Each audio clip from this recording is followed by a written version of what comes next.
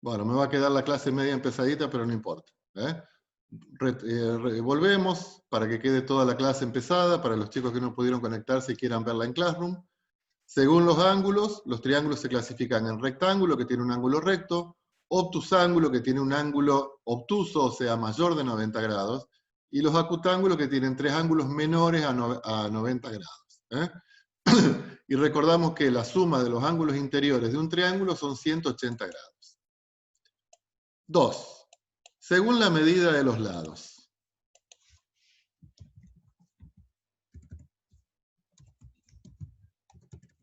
Tengo los dedos duros para escribir.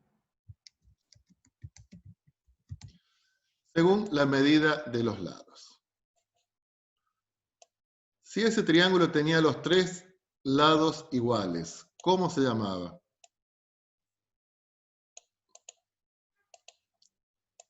Equilátero. Muy bien. Tres lados iguales era equilátero.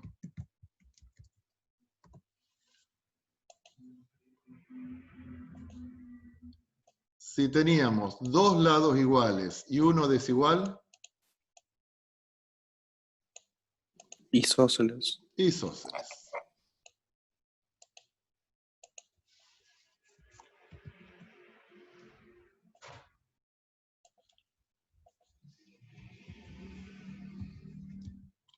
Isósceles. Dos lados iguales. ¿Y cómo se llamaba el triángulo que tenía los tres lados dos distintos? Escaleno. Escaleno. Muy bien.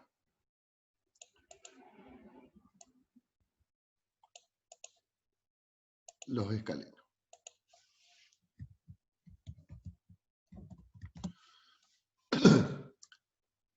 ¿Estamos hasta acá, chicos?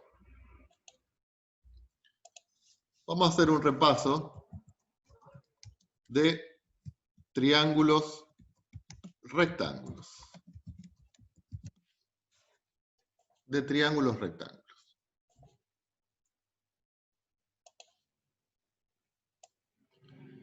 Si hablamos, chicos, de triángulos rectángulos, ¿eso me remite directamente a qué?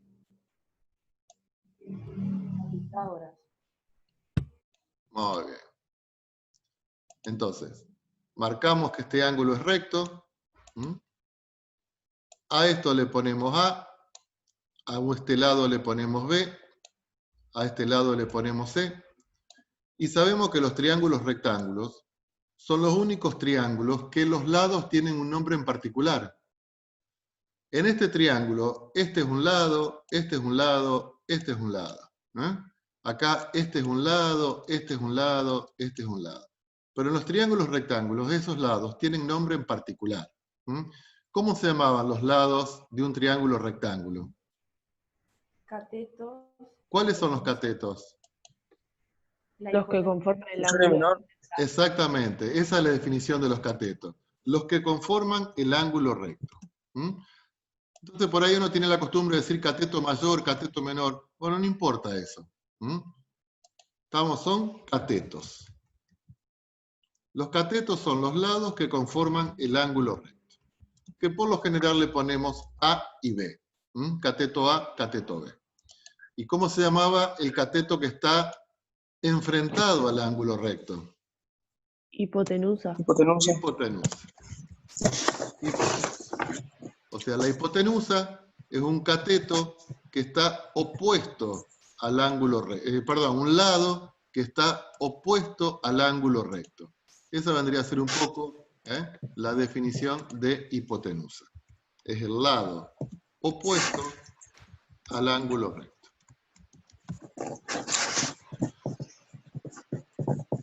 Entonces decíamos que si hablábamos de triángulos de rectángulos, yo lo pregunté antes y ustedes me respondieron, eso me remite directamente ¿a quién? A Pitágoras.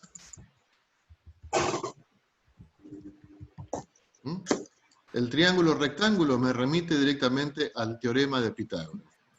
¿Qué nos decía el teorema de Pitágoras, chicos? Que la suma de los catetos al cuadrado es igual a la hipotenusa al cuadrado. Muy bien. O sea que un cateto A elevado al cuadrado más el otro cateto B elevado al cuadrado, esto era igual a la hipotenusa elevado al cuadrado. ¿Estamos? Entonces, a partir de esta fórmula, que un cateto al cuadrado más el otro cateto al cuadrado es igual a la hipotenusa al cuadrado, nosotros este cuadrado de la hipotenusa lo podemos pasar al otro miembro y pasaría como ¿qué? ¿Cómo pasa este cuadrado? Pasa como raíz cuadrada. ¿Mm? Pasa como raíz cuadrada.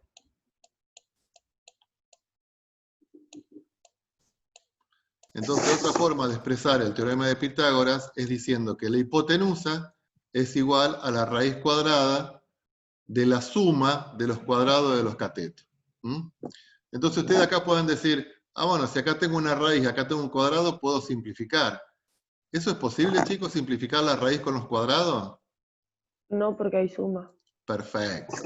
No porque hay suma.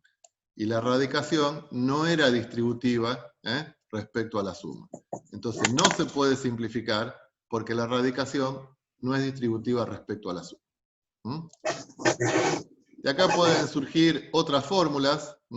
Por ejemplo, si lo que queremos averiguar es A, si lo que queremos averiguar es un cateto y conocemos la hipotenusa, entonces, ¿qué hacemos? Dejamos A de este lado, me va a quedar la hipotenusa al cuadrado menos b elevado al cuadrado, o sea, paso el b que estaba sumando, lo pasamos restando. Sí, bueno, eso no tiene maldad. Y por último paso la raíz. Y lo mismo, si queremos averiguar b, entonces, ¿cómo me queda? La hipotenusa al cuadrado menos a elevado al cuadrado. ¿Estamos? Bueno, entonces antes de empezar a trabajar con lo que después vamos a llamar las funciones trigonométricas, que es seno, coseno y tangente, vamos a adquirir cierto hábito en reconocer que tenemos el teorema de Pitágoras y cómo lo podemos calcular y todo, cómo podemos calcular un lado, un cateto y todo lo demás. Por eso yo le pasé estos ejercicios.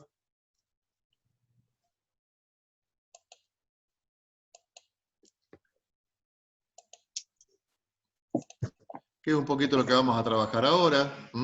¿Estamos? Que son todos ejercicios que tienen que ver con el teorema de Pitágoras. ¿Está?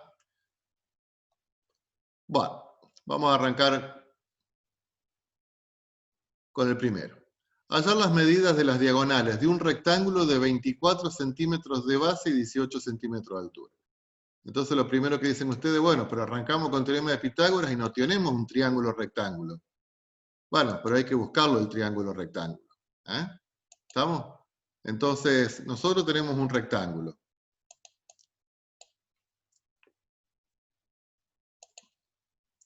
Nosotros tenemos un rectángulo.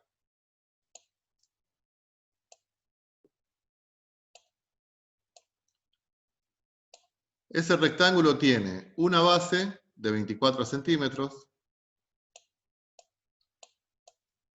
y tiene una altura de 18 centímetros. Y nosotros lo que queremos calcular son las diagonales de ese triángulo rectángulo. Y sabemos, perdón, de ese rectángulo. Y sabemos que en un rectángulo las diagonales son iguales, o sea, calculo una y ya tenemos la otra, porque ambas diagonales son iguales. Entonces, yo en ese caso, uno la hice rellena, línea llena y en otra línea punteada, para que acá nos damos cuenta de que la diagonal, ¿estamos? La diagonal vendría a ser la hipotenusa de un triángulo rectángulo donde los catetos son 24 y 18. ¿Estamos? Entonces, si a eso le ponemos D por diagonal, ¿cómo hacemos para calcular esa diagonal? ¿Cómo me queda? ¿Usa Pitágoras ahí o no? Sí. Pero ¿cómo me queda entonces? X a la 2. O sea, un cateto, que vendría a ser la base, 24 elevado 24 a al la cuadrado, 2, más 18 a la 2. más 18 Igual a la a- 2, Igual a raíz C. cuadrada.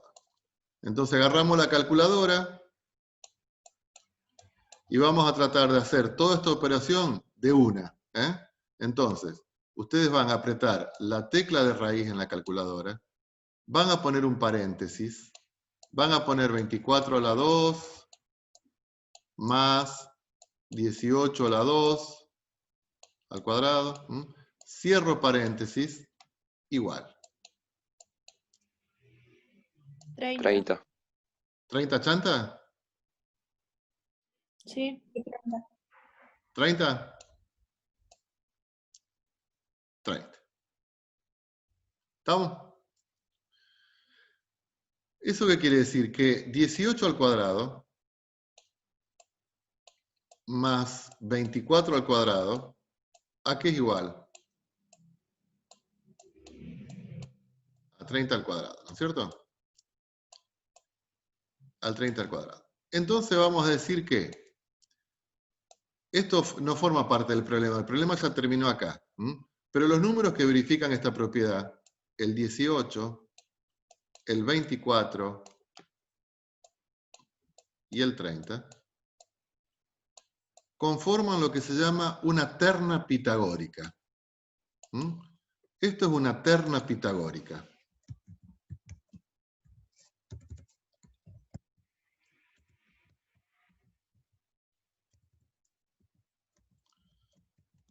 ¿Cuándo es una terna pitagórica?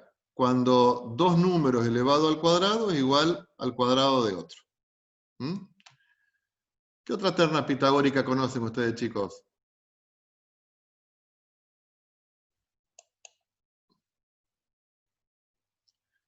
Una de las ternas pitagóricas más famosas. Carlos, Sí. ¿por qué hay D y no C? No, pues yo le puse D por diagonal. Ah, Si a vos eso te confunde, le pones C. Pero yo le puse D por diagonal, nada más. Una de las ternas pitagóricas más conocidas es 3, 4, 5. ¿Por qué? Porque si yo elevo al cuadrado 3 y elevo al cuadrado 4, me da 5 elevado al cuadrado. Fíjense, 3 al cuadrado es 9, más 4 al cuadrado 16, 5 al cuadrado 25. 9 más 16 es igual a 25. O sea que 3, 4, 5 es una terna pitagórica. ¿Estamos? Esta terna pitagórica significa que en un triángulo rectángulo, si un cateto mide 3 y el otro cateto mide 4, ¿cuánto mide la hipotenusa? Y la hipotenusa mide 5. Entonces esto, y acá sabemos que el ángulo es recto. Esto es lo que utilizan los albañiles para que las paredes de sus casas les queden en escuadra. Un albañil marca, como para hacer los futuros cimientos, marca, esto es como si fuesen los futuros cimientos que va a hacer, coloca un hilo acá y mide 30 centímetros. Mide 30 centímetros. Y después mide para el otro lado 40 centímetros. Y sabe que si une esta punta del piolín con esta punta del piolín, ¿esto cuánto le tiene que dar?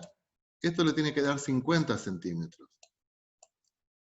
¿Eso qué significa? Que este ángulo que forman los 30 centímetros y los 40 centímetros es un ángulo recto, y está haciendo bien las cosas porque en los planos figura que el ángulo que forman los lados perpendiculares de una habitación de una casa es de 90 grados.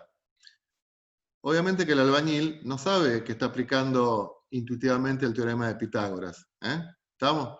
Yo acá le dije 3, 4, 5, pero si acá le agrega un 0. Bueno, la terna pitagórica se mantiene, 30, 40, 50. ¿Estamos? Bueno, ¿borro?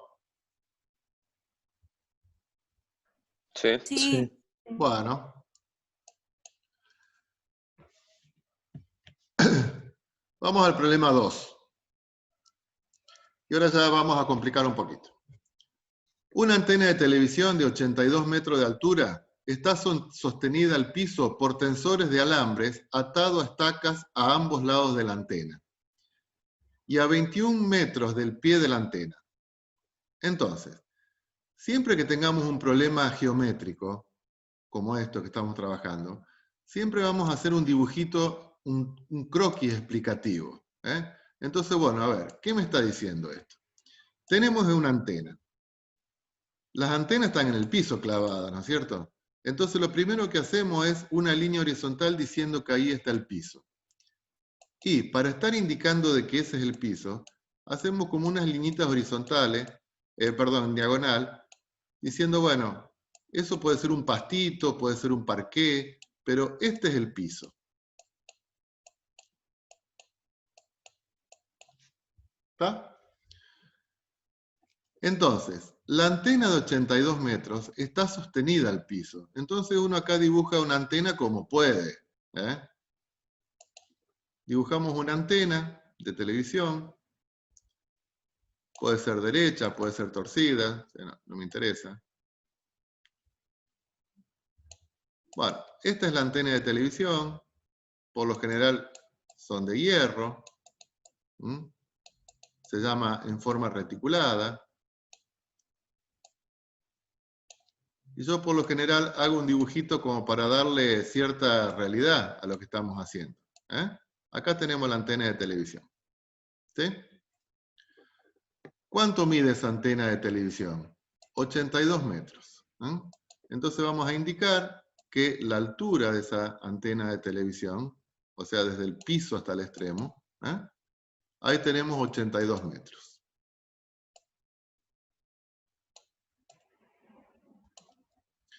Ustedes saben que las antenas son muy inestables al viento. Entonces, si viene viento de un lado, esto se vuelca para un lado, se vuelca para el otro. Entonces, ¿qué hay que hacer a las antenas? Hay que sostenerlas por tensores. Hay que sostenerlas por tensores. Y esos tensores son de alambre, atados a estacas a ambos lados de la antena y a 21 metros del pie de la antena. O sea que acá va a haber una estaca y del otro lado también va a haber una estaca. Donde, ¿qué hacemos? Y atamos el extremo superior de la antena a un lado y al otro. ¿Eso para qué lo hacemos? Y porque si viene viento de este lado, la antena se me va a querer ir para la derecha, entonces este tensor impide que la antena se me vaya para este lado. Si el viento viene para este lado, la antena se me va a querer voltear para la izquierda, entonces este tensor impide que la antena se me vuelque para la izquierda. ¿Estamos? Pero dice que se colocan tensores que llegan hasta la mitad de la antena y hasta el extremo superior. Nosotros ahí pusimos tensores al extremo superior, pero en la mitad de la antena también van tensores. Y van a la misma estaca. Vienen para acá y vienen para acá. Eso para reforzar la antena para que no se me caiga. Y dijimos que la estaca está a ¿cuántos metros del pie de la antena? A 21 metros.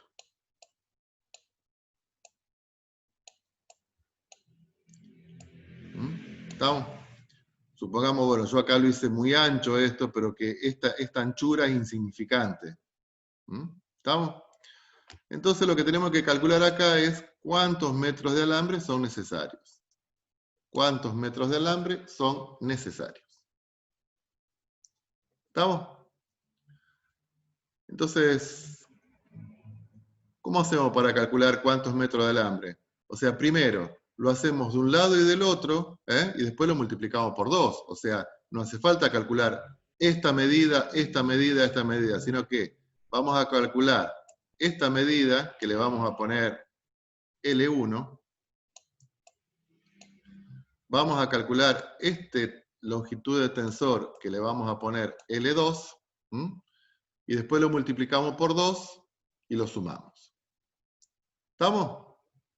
Bueno, Escúchenme, faltan 2 minutos y medio para que se me termine la sesión. Ustedes se ponen a trabajar con esto, y en 5 minutos nos volvemos a conectar. ¿Estamos de acuerdo? Sí, Carlos. Dale, Carlos. Bueno, ustedes lo resuelven y me dicen el resultado.